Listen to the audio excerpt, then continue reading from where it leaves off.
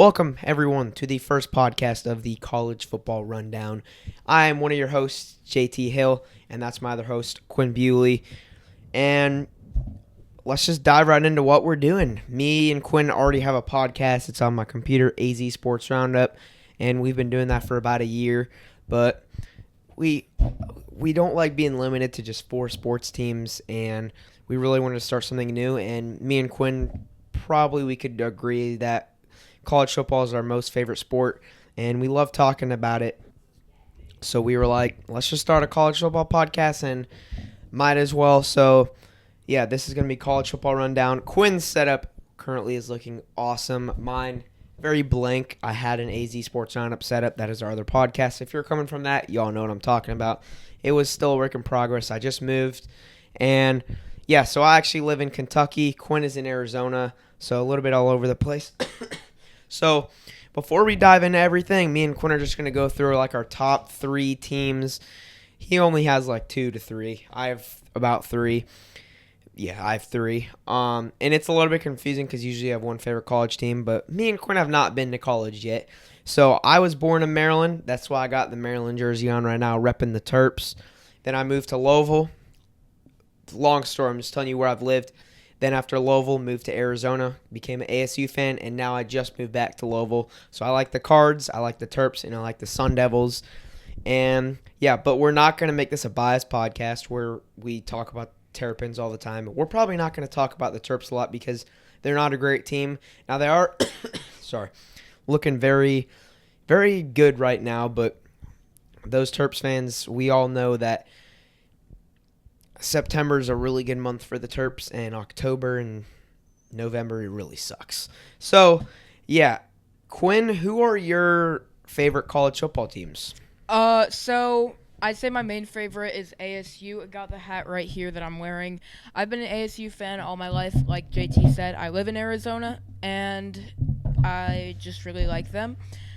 Baylor, I'm a Baylor fan because my cousin went there. It's kind of ironic because ASU and Baylor just played last week. But I'm a fan of them because my cousin went there. He was on the equipment staff.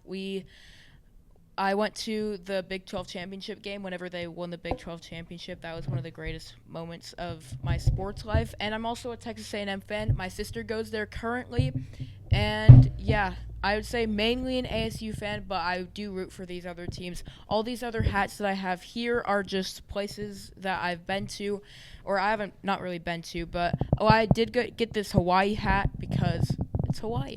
Hawaii's awesome. I've been to Tennessee, got this Tennessee hat. Been to Washington State, got that hat. And going to Louisville in a few weeks, going to meet up with JT. That's going to be awesome. So, yeah, those are my teams.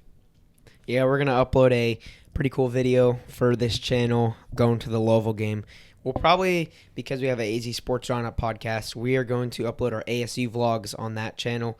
We might upload them also on here, but this is going to be more of just like an all-around college football experience. But because ASU is a college football team, we will probably upload those here too.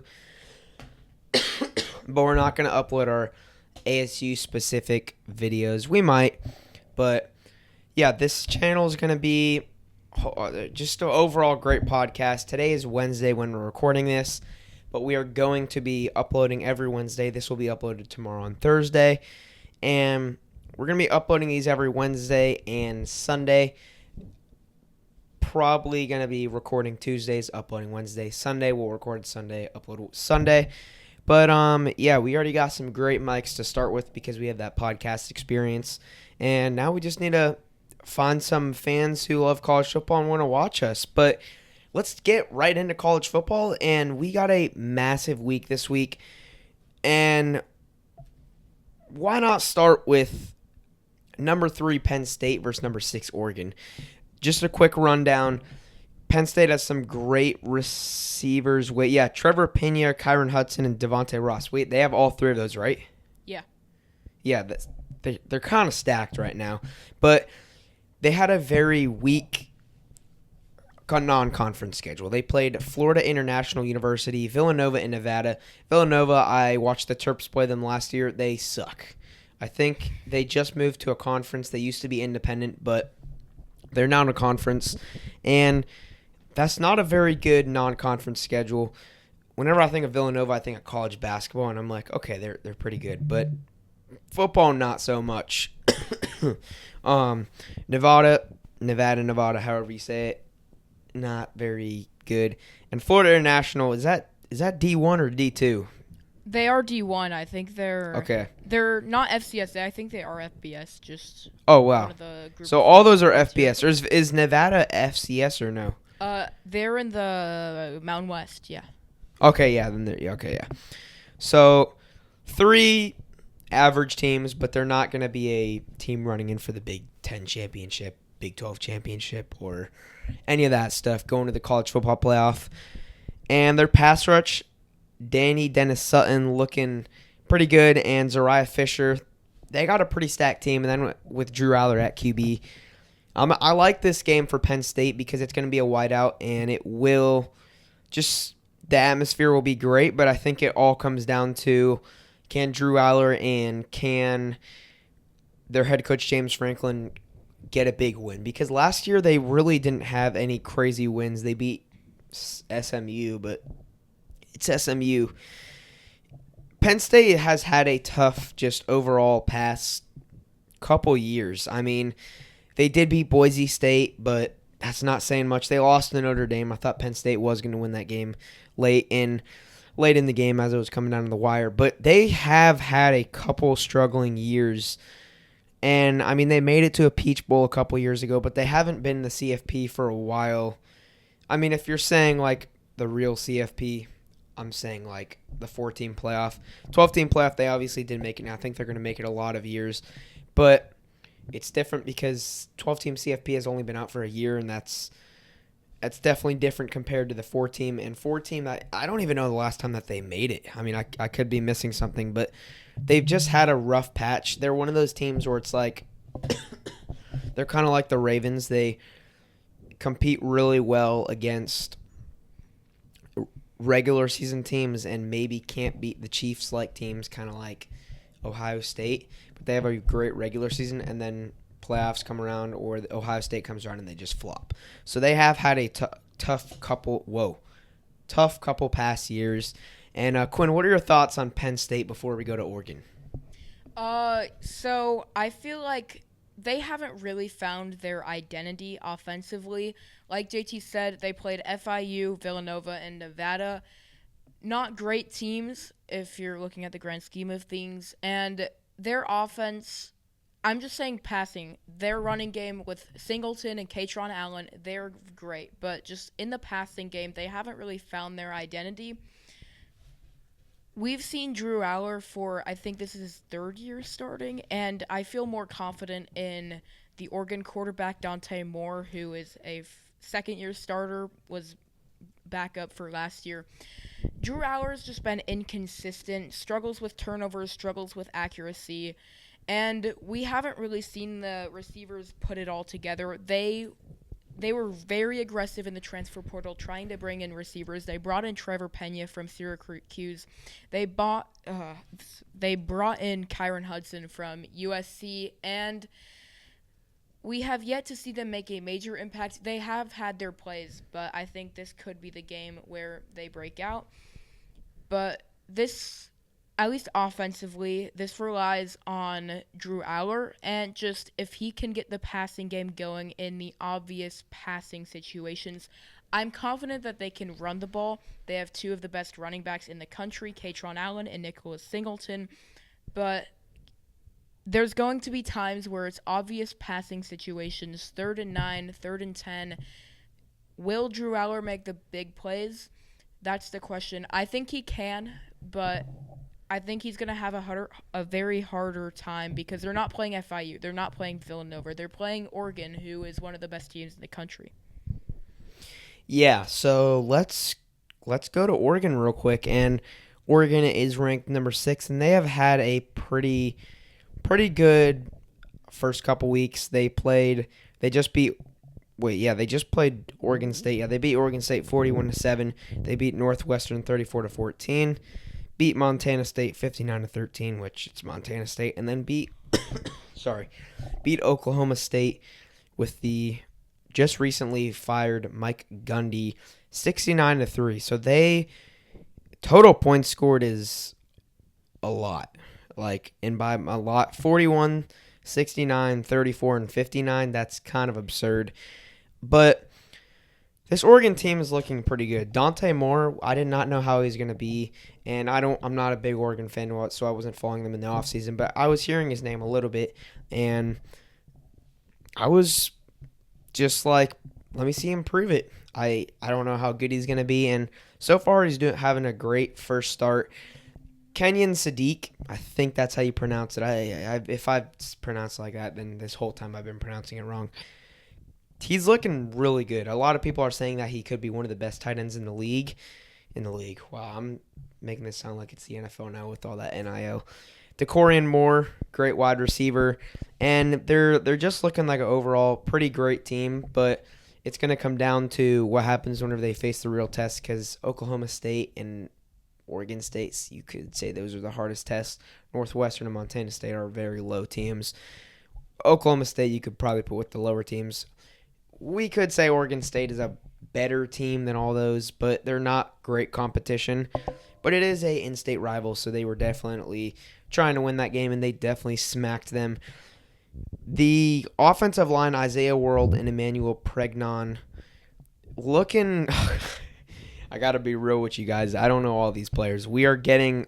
I follow a ton of college football, but I don't know the rosters, so some of these names I do not know. Their team is stacked. I will say that, and the reason their team is stacked is because they have a great coach in Dan Lanning, and his story is awesome with his family and all that. But I trust this Oregon team to get the job done, and after what Quinn says about Oregon, I think we're going to do our predictions for Oregon, Penn State. Yeah, so Oregon's offensive line is one of the best units in the country. I think according to PFF, they are the best graded offensive line in pass protection. Of course, Isaiah World, the NFL talent, he might go in the first round. And Emmanuel Pregnon, the transfer from USC, great additions. And not just them, they have a great all-around unit. Except they're going up against some of the best pass rushers in the country. Penn State always has a good pass rush. We saw it with Micah Parsons, most recently Abdul Carter, and they have a good unit now with Zariah Fisher and Danny Dennis Sutton. It's going to be an interesting battle in the trenches. One of the best offensive lines and best defensive lines going at it. That's going to be awesome to see. Offensively, I feel like I can trust Oregon more than I can trust Penn State, and that's kind of crazy. Yeah. But watching Dante Moore at UCLA, he was good. UCLA was kind of mid that year, but he was a good quarterback. He transferred to Oregon. He knew he was going to sit behind Dillon Gabriel, but ultimately, I think that was a good move. Learn behind Learn behind Dillon Gabriel. Learn the Dan Lanning offense, and now he's ready to go. He's gotten a year with the system, year of chemistry with these guys. I trust him. He's looked great so far. Of course, he hasn't played great competition, but I feel like he's going to have a great year and a great game. Their running back, Mekhi Hughes, is somebody to watch out for. He was one of the better running backs, underrated running backs last year in the group of 5. He was on Tulane. Transferred to Oregon. I think he might have a big impact. JT mentioned him. True freshman wide receiver DeCorian Moore. He's going to have a good game also. I think he was the highest rated receiver in this class. So it'll be interesting to see what he does. And their offensive line, one of the best in the country, like I said. Defensively, it's going to be a struggle stopping Singleton and Allen, and I'm not saying that because they don't have a bad front seven, but these two running backs are very good at what they do, except I think their coverage is one of the best in the country. They have one of the best single high safeties in the league, Dylan Thieneman. You can just set him back as your center fielder, put 8 in the box, just say, throw on me if you want to. We're going to crowd the box and stop Allen and Singleton and Aller with his legs. I feel like that might be a good game plan, and that's something that Dan Lanning has mentioned.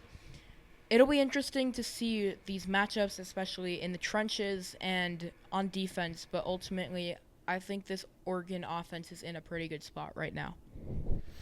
Yeah, so for predictions wise, it is at Penn State, so that's going to give Penn State a big edge because it is a whiteout and it's a big game. Going to be a 7:30 start time this Saturday. 7:30 for Eastern time. West Coast time is going to be 6:30 if you're in Arizona.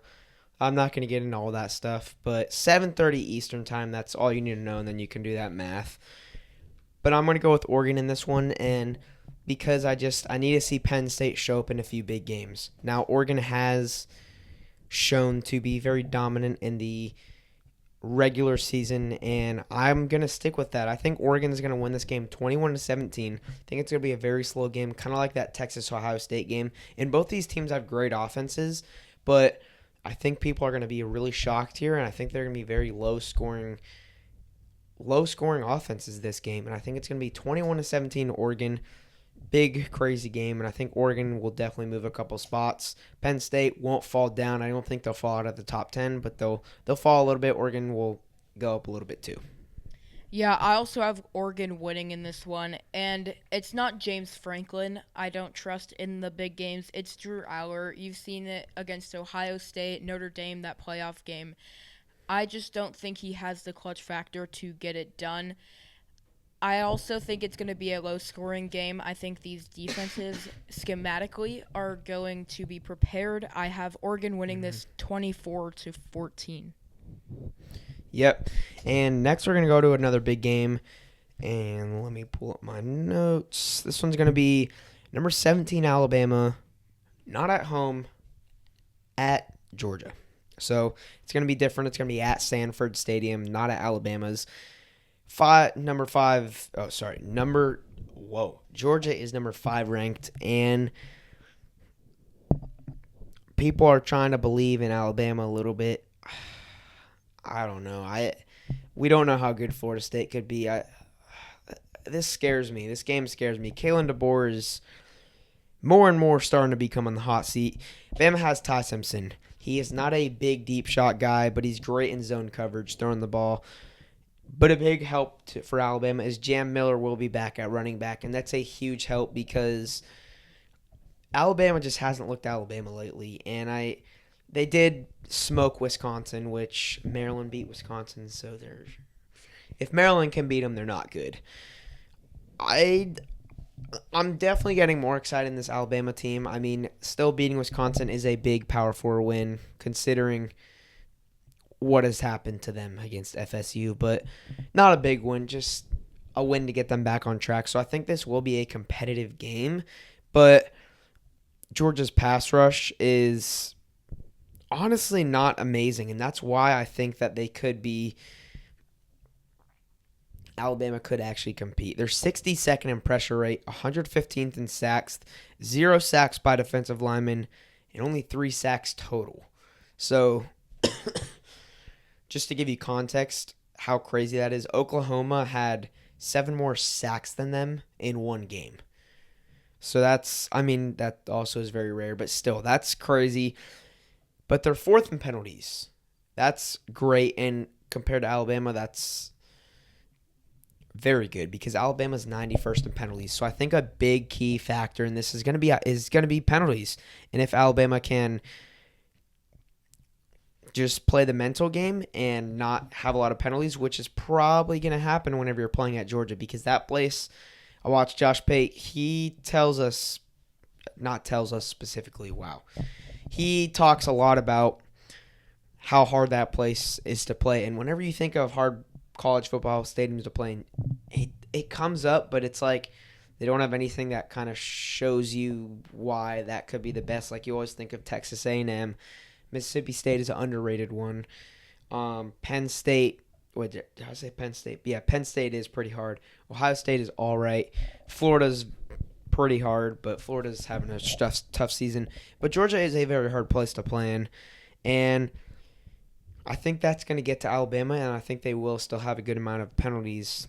And it's not going to be good for them in this game. I think Alabama will lose this game. I think Georgia's going to win. Going to be a pretty high-scoring game, 38-24. 8. So 10-point game. I think it's going to be interesting, but I think Georgia will win this game.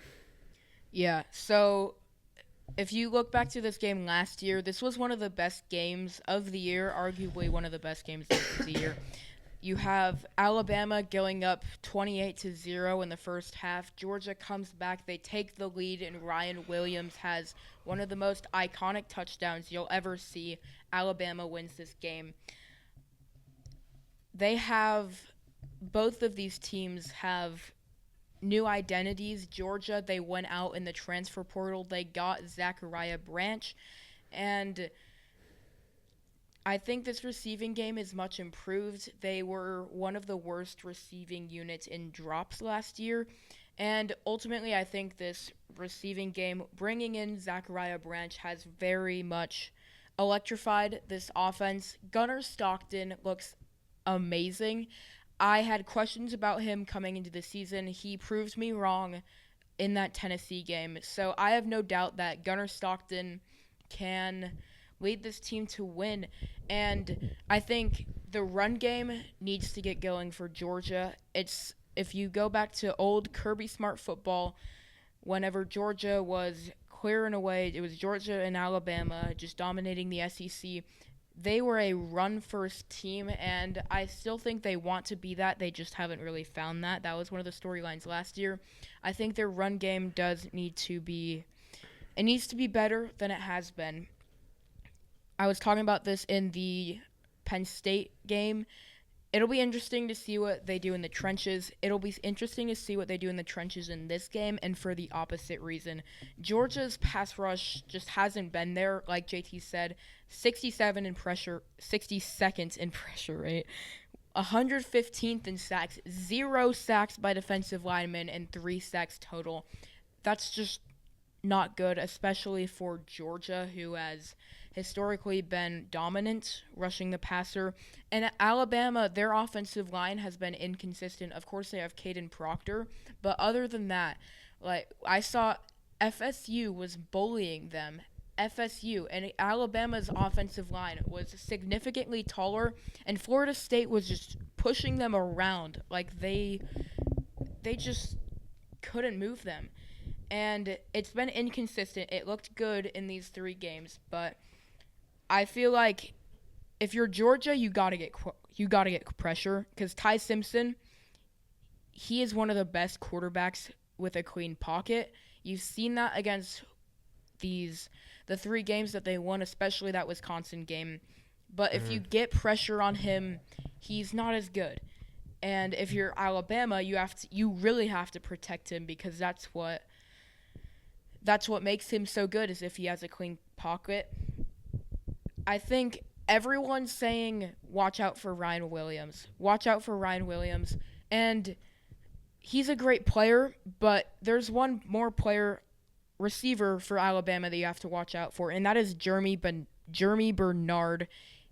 He's the best wide receiver on Alabama. It's not Ryan Williams, and this might seem as a hot take, but if you watch Alabama, and if you even look at the box score, Ryan Williams, ever since I think it was the Tennessee game, he's only gotten over 50 receiving yards in 1 game, and that was that Wisconsin game a week ago. And ever since the Georgia game, he hasn't gotten over 100 yards receiving.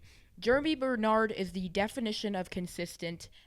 In that FSU game, Ty Simpson was good, and Jeremy Bernard was good. Jeremy Bernard was the only reliable thing on offense other than Ty Simpson.